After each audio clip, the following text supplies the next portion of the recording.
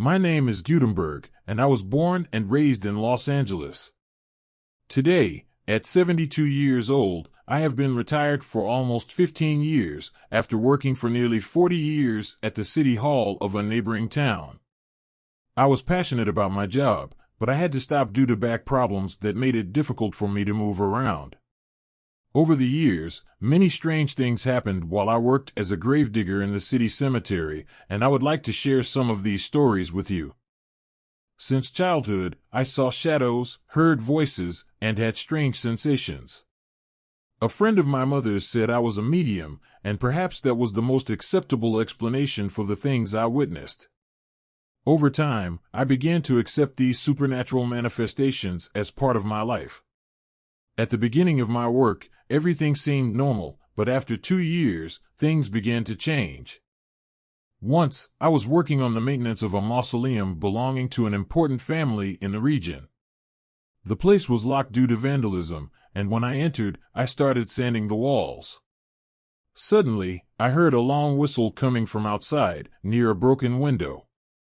I thought it was someone trying to scare me, so I ignored the sound, but it continued. At some point, it seemed to come from inside the mausoleum. I left the sander and examined the place. There was no one, but the whistle continued, now softer. My right hand began to tremble, and then I saw, on the grave outside, a boy with an old leather ball, sitting in a soccer uniform. He was whistling as if calling someone. The vision lasted only a few seconds. I returned to the administration, grabbed a candle, and lit it on the boy's grave, whose name was Roberto and had died at the age of 8, about 40 years ago. On another occasion, I was finishing digging a grave when I felt a hand touch my head. I looked up but saw no one. I continued digging but stopped when I heard someone call me by my childhood nickname, Sujinho. Only my brother and some cousins called me that, but no one had used that nickname in years. I climbed out of the hole and saw a very old lady smiling at me. I asked if she had called me, and she said yes, asking me to fix the pot of daisies her son had placed on her grave. The next day, I returned with a new pot and a fresh bouquet of daisies. Doing so, I felt an inexplicable happiness, a sense of comfort to my soul. Another case that marked me was of a young woman sitting on a wooden bench near Class A row, which had the most beautiful graves and largest mausoleums. She had been there since the morning, reading a book. I thought she was a goth, as many young people of that style often frequented cemeteries. At 6 in the evening, when the cemetery closed, I went to ask her to leave. She seemed confused and asked me to accompany her to the exit. She told me she sometimes felt like a sleepwalker, not remembering how she got there. When we reached the gate, she thanked me and left. A friend asked why I had come back. I explained that I was escorting a girl out, but he told me he saw me gesturing and talking to myself. Many believe that spirits only appear at night in cemeteries, but some of the strangest experiences I had happened in broad daylight. Once, 2 children died of hunger after their parents, drug users, left and never returned. During the burial, the children's grandmother threw herself into the coffin, saying she wanted to be buried with them. The next day, I arrived early to clean up and noticed the kitchen food was missing. When I went to the girl's grave, I saw empty cookie bags, breadcrumbs, and powdered milk remains scattered over the graves. It was the only time I shared a phenomenon with my colleagues.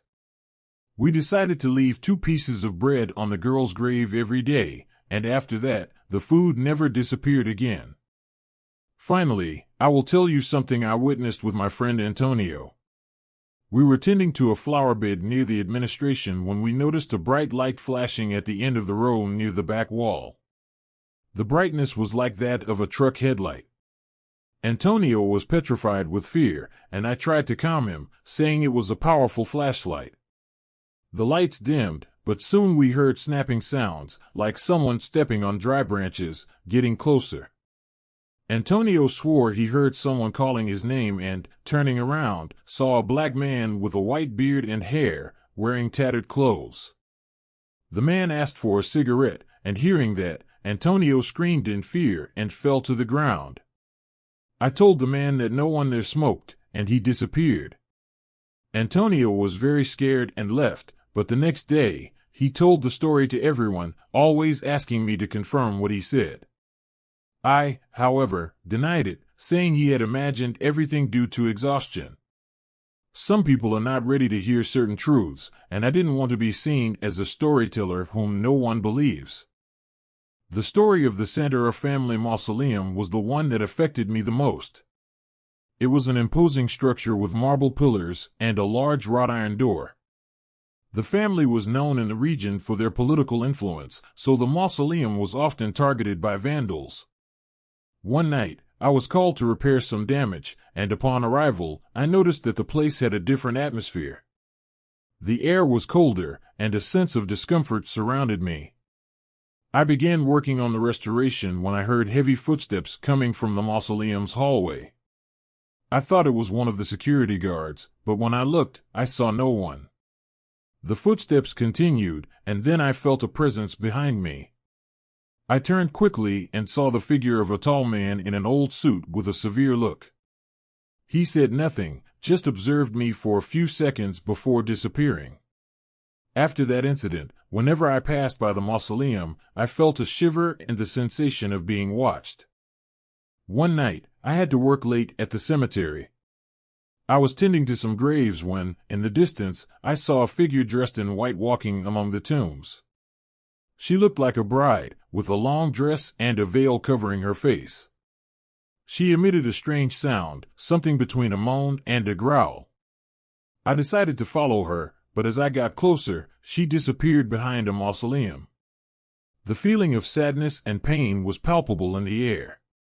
Later, I learned that a young woman had died on her wedding day many years ago, and her spirit still wandered the cemetery, mourning what could have been. The story of the children who starved to death was one of the saddest I witnessed. During the burial, the children's grandmother threw herself into the coffin, screaming that she wanted to be buried with them. The scene was heart-wrenching. The next day, I arrived early to clean up and noticed that the kitchen food was gone. I went to the children's grave and saw empty cookie bags, breadcrumbs, and powdered milk remains scattered over the tombs. We decided to leave bread on the grave every day, and the food never disappeared again. It was as if we were feeding their spirits, ensuring they never felt hunger again. The case of the mysterious light Antonio and I witnessed was one of the strangest. We were working late at night when we noticed an intense light at the end of the row. The light flickered and illuminated all the surrounding tombstones. Antonio was terrified, but I tried to calm him, saying it could be a powerful flashlight. The lights dimmed, but soon we heard snapping sounds as if someone was walking toward us. The steps got closer, and then we saw the figure of a man with a beard and white hair. He asked for a cigarette, and when Antonio turned and saw him, he screamed in fear. I told the man that no one there smoked, and he disappeared. Antonio never worked at the cemetery at night again after that incident. A few years before I retired, the cemetery underwent major renovations. During the work, the laborers discovered an old well covered with rubble and dirt. The structure was so deteriorated that no one knew the well existed. One night, I was called to supervise the removal of the debris and ensure everything was done safely. As the workers removed the stones and dirt, I felt a strange energy coming from the well.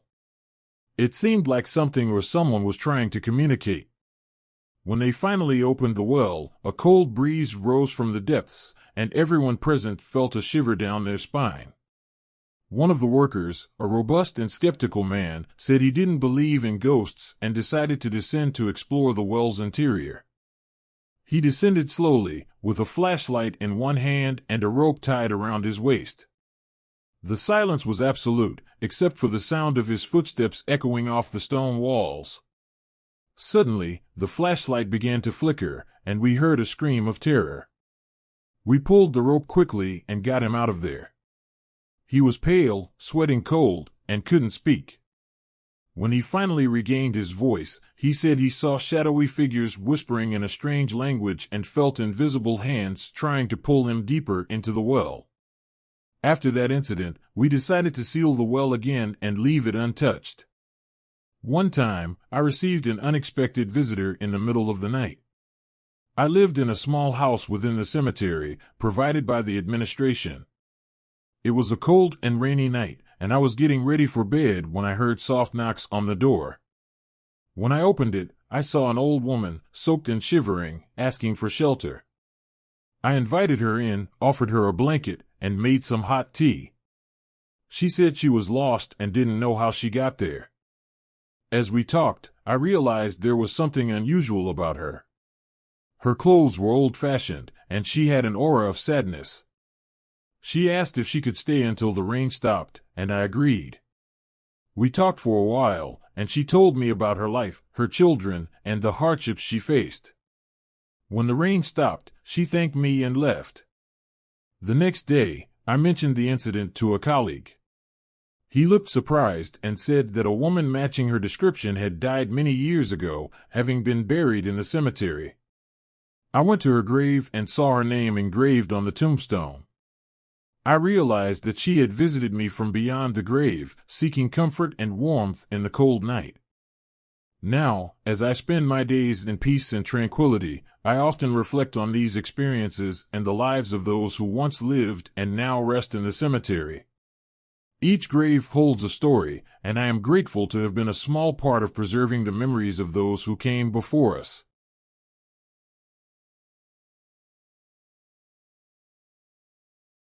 I was born on January 15, 1950, and today, at the age of 72, I have 38 years of service.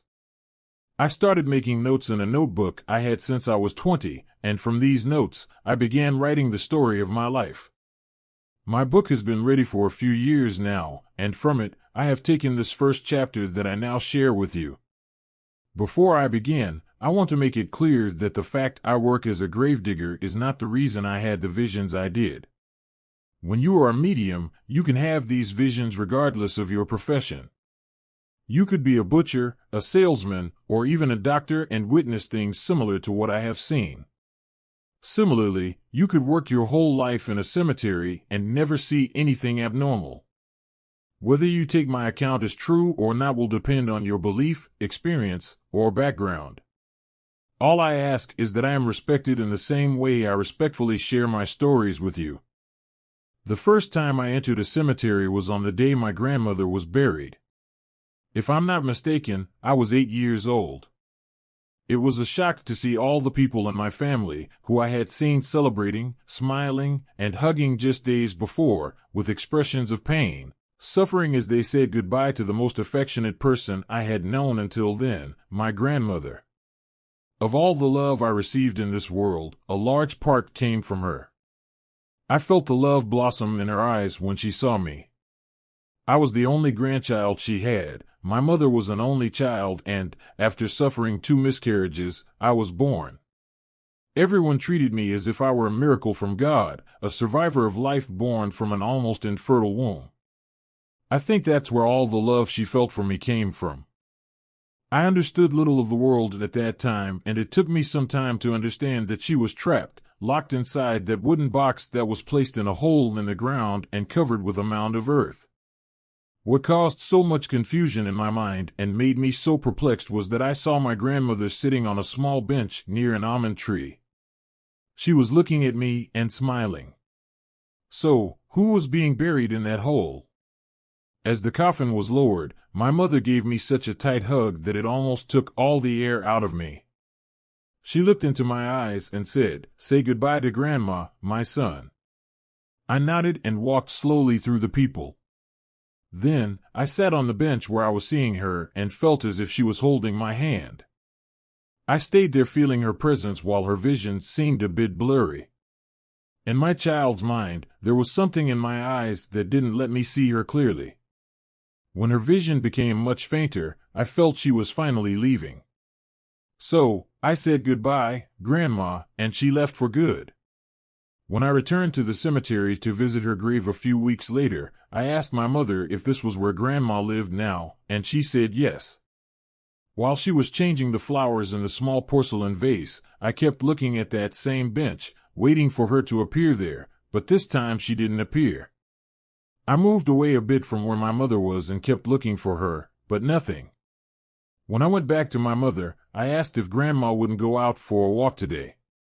My mother, still with tears in her eyes, replied, "No, my love, Grandma will never go out for a walk again." And that's when I understood that I would never see my grandma again.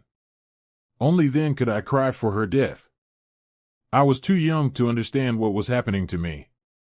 Almost always, I noticed that some people staring at me on the street were seen only by me.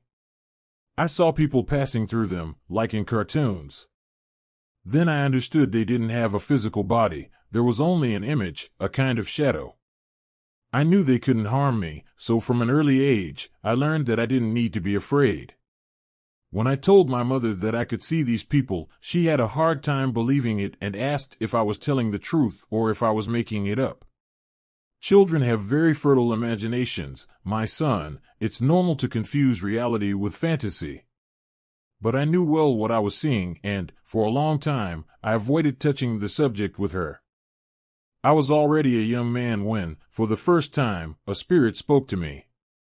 I was in my room reading a comic book, sitting in a small armchair, when I looked at the bed and saw a girl sitting there. I didn't know her. This was one of the clearest visions I've ever had. Her dress was a very deep gray, resembling the color of the tombstones in the cemetery here in Andradina, the city where I live. Her face was very pale and her eyes very dark. If someone told me back then that black eyes don't exist, I wouldn't believe it. The vision was so clear and vivid that I thought the girl was real. She then said to me, "Rua Nosa Senora de Gloria, number 33, and something that for the first time left me paralyzed with fear. Her image started to darken right before my eyes, and her black eyes turned red, and it seemed like large flames of fire were coming out of her face. Before turning into black smoke and rising through the ceiling, she repeated, 'Rua Nosa Senora de Gloria, number 33. I fled to the living room and ran to hug my father, who was near the window smoking a cigarette. My heart was pounding so hard it felt like it was going to burst out of my throat. "What's wrong, my son?" he asked. "Rua Nosa Senora de Gloria, 33. Do you know where it is?" He tried to remember until he thought that maybe it was the street of the old aviary of Mr. Walter. I told him everything I had just seen in my room and how terrified I was. This was the first time a spirit communicated with me. I was already used to the visions, which were becoming more frequent, but hearing the voice of an apparition was something entirely new. Thankfully, he believed me and confessed that when he was younger, he also had some visions, and that they naturally disappeared over time. He said maybe this would happen to me too. When my mother entered the living room and saw me white as a sheet, it looked like I didn't have a drop of blood in my face. We started trying to understand what that message from the spirit could mean. It was clearly an address, but it could mean many things. How many cities in Brazil don't have a Rua Nosa Senora de Gloria? The street of the old aviary my father referred to might be one of them. He wasn't sure if that was the name. The solution was for all of us to go there. I was very happy because, besides believing that I really had seen what I said I had seen, my parents still supported me by going there to check. When we arrived in front of house number 33, we didn't see anything strange. The window was open, and there were two boys sitting on the porch playing. We left without being able to unravel or understand the mystery. After some time, a story came up that a woman matching the description of the spirit I had seen was found dead inside the house with her head in the oven and the gas on. I believe that just before taking her own life, she regretted it and came to me for help. I felt sad for not being able to help her, and even sadder remembering how her spirit dissolved before my eyes in a mix of black smoke and intense flames. The fate of those who take their own lives can be much crueler than living a life of sadness. Then, after a few days, my parents took me to someone who explained in detail what it meant to be a medium. I began to understand and accept that I had a mission in this world, to try to help the spirits that needed help. I never had the intention of becoming someone important.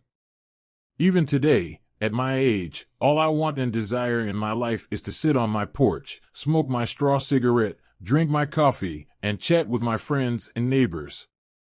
Few people know these things happen to me. While some seek fame, I seek peace.